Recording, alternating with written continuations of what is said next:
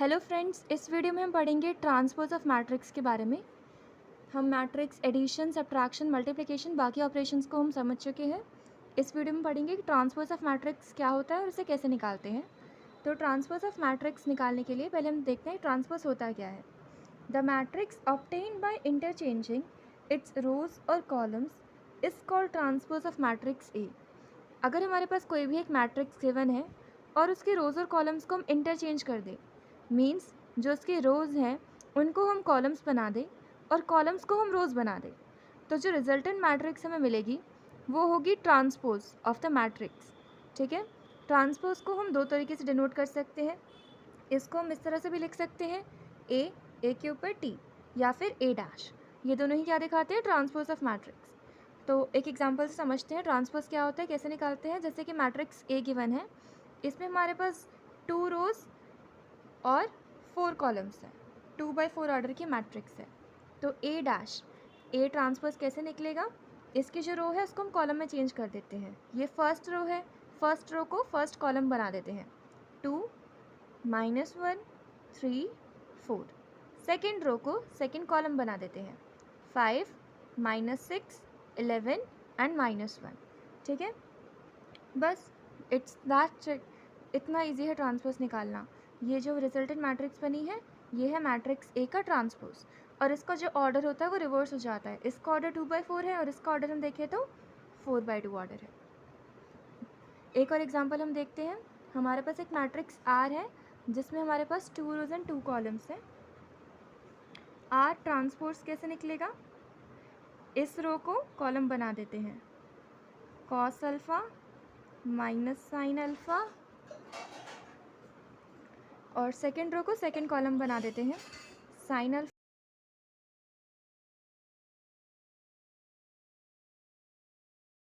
Video. अब है symmetric matrix.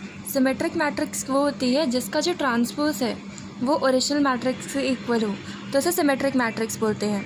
For example हमारे पास ये मैट्रिक्स ए है जिसके अंदर एलिमेंट्स हैं -2 3 3 एंड 4। जब हम इस ए का ट्रांसपोज निकालेंगे तो क्या आएगा?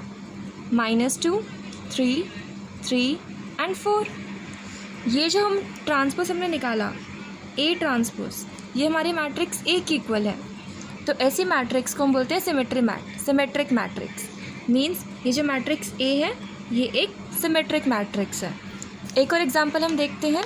हमारे पास मैट्रिक्स पी है जिसके अंदर एलिमेंट्स हैं -3 5 43 5 4 -1 43 -1 एंड 2। पी ट्रांसपोज हम निकालते हैं। फर्स्ट रो को फर्स्ट कॉलम, -3 5 43। सेकेंड रो को सेकेंड कॉलम, 5 4 -1 एंड नेक्स्ट 43 -1 2। फिर से इस केस में भी अगर हम ऑब्जर्व करें तो हमारा जो पी ट्रांसपोज आया है ये हमारी ओरिजिनल पी मैट्रिक्स की ही इक्वल है। तो ये हमारी कैसी हुई? पी भी हमारी एक सिमेट्रिक मैट्रिक्स है। नेक्स्ट टॉपिक है हमारा skew symmetric matrix. Skew symmetric matrix वो होती है जिसका जो ट्रांसपोज है वो नेगेटिव ऑफ मैट्रिक्स के इक्वल हो। ठीक है, कैसे हम देखते हैं। जैसे कि हमारे पास ये मैट्रिक्स ए है, अगर हम इस ए मैट्रिक्स का ट्रांसपोज निकालते हैं तो वो क्या आएगा?